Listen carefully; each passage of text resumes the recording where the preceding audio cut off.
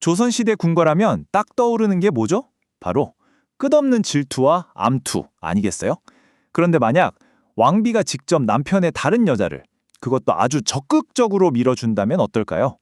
역사상 가장 특별했던 관계에 대한 이야기 지금 바로 시작해 볼게요. 네, 질투와 모함이 일상이었던 살벌한 궁궐에서 왕비가 직접 남편의 후궁을 선택한 정말 믿기 힘든 이야기가 있습니다. 아니, 어떻게 이런 일이 가능했을까요? 그 놀라운 이야기의 중심에 있었던 인물, 한번 만나보시죠.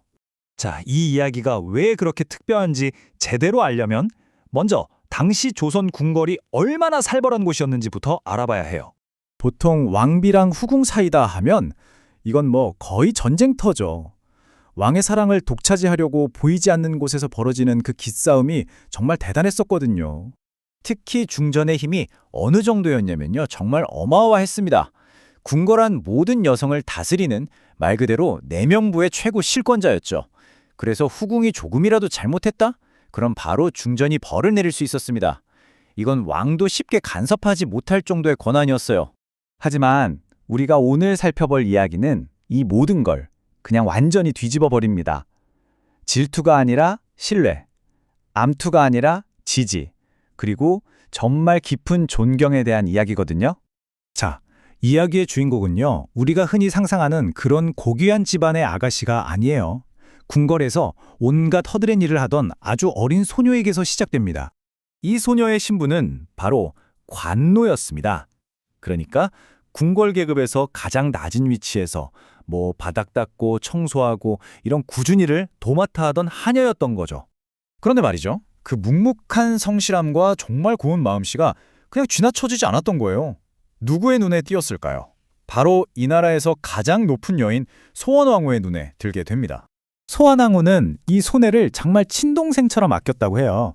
그 신뢰가 어느 정도였냐면 자기 목숨보다 소중한 아들들, 그러니까 훗날 왕이 되는 문종과 세조의 보육을 이 소녀에게 전부 맡길 정도였습니다. 대단하죠? 그리고 이 엄청난 신뢰는 결국 그 누구도 상상하지 못했던 정말 파격적인 결정으로 이어집니다. 바로 중전이 자신의 남편을 다른 여성과 나누기로 마음먹은 거죠. 소환왕후는 이 소녀를 질투의 대상이나 경쟁자로 본 게 아니었어요. 오히려 평생을 함께할 동반자, 충성스러운 아군으로 본 거죠. 그래서 직접 남편인 세종에게 이 소녀를 후궁으로 추천하기에 이릅니다. 정말 역사에 남을 일이죠. 그녀의 신분 상승은 이건 정말 전례가 없는 수준이었어요. 궁궐의 가장 밑바닥 하녀에서 시작해서 왕의 여인이 되고 결국에는 후궁 중에서 가장 높은 자리인 정일품 비내 자리에까지 오르게 된 겁니다.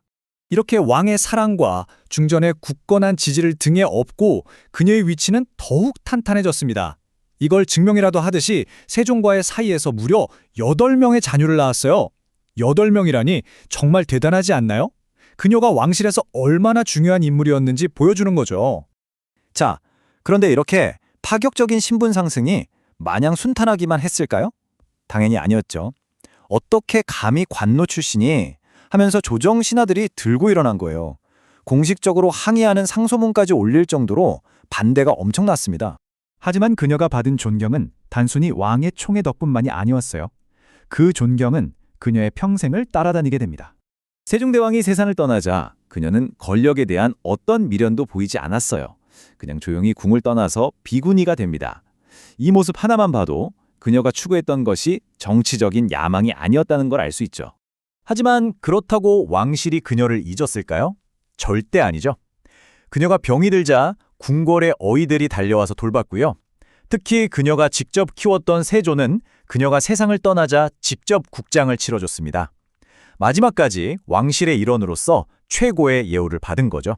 자, 지금까지의 이야기를 한번 정리해볼까요? 이 스토리가 왜 우리가 아는 그 어떤 궁중 이야기보다도 특별하고 왜 진정한 신데렐라 스토리라고 불리는지 말이에요. 결국 그녀는 온갖 계략이나 모함이 아니라 진짜 순수한 마음과 올곧은 성품 하나로 그 자리까지 오른 거예요. 왕과 왕비 두 사람 모두의 절대적인 지지를 이끌어낸 건 바로 그녀의 사람 그 자체였던 거죠. 사랑이냐 권력이냐 늘 이런 기싸움이 치열했던 궁궐에서 오히려 모두의 존경을 한몸에 받았던 이 진짜 신데렐라 이야기. 여러분은 어떻게 보셨나요? 어쩌면 진정한 힘과 오래도록 기억되는 유산이라는 건 권력이 아니라 바로 이런 진심에서 나오는 게 아닐까 하는 생각을 하게 되네요.